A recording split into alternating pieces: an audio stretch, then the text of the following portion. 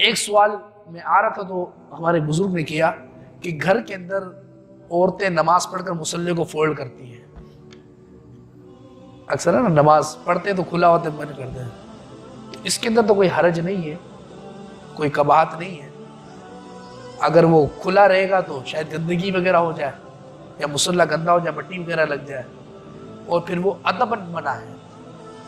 ادباً اس طرح کرنا نہیں چاہیے مصلی کو، جو موڑ لیتی ہے وہ بالکل ٹھیک موڑ لیتی ہے، کیونکہ اس کے 2-3 فائدے عقلی طور پر۔ اگر کوئی یوں چھوڑ دے تو گناہ گار نہیں ہوگی، یہ مزے نشین رکھ لے، کوئی گناہ گار نہیں بنا دے اس کو۔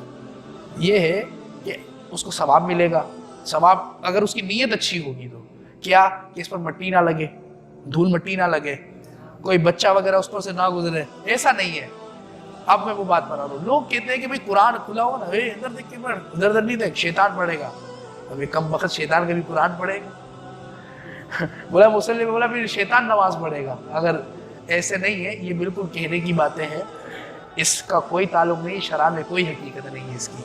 ہاں یہ ہے کہ اس کی نیت اچھی ہو، نیت کا ثواب ملے گا کہ میں اس لیے موڑے کہ مصلی گندا نہ ہو، کوئی بچہ ہے کسی گندے پاؤں وغیرہ لے کر اوپر سے نہ گزر جائے۔ پھر ایک احتراماً بھی کوئی چیز ہوتی ہے کہ بندہ، آپ دیکھیں نا، اپنے کپڑے کوئی اچھی استری کرتا ہے تو کس لیے کرتا ہے؟ ولیمے میں جا کر پہننا ہے، تو ولیمے میں ہی پہنے گا، اس سے پہلے وہ بالکل اچھے سے بند کر کے رکھے گا کہ مٹی نہ لگ جائے اس کو۔ لیکن ایسا تو نہیں ہے کہ بندہ کھلے ہی رکھے گا۔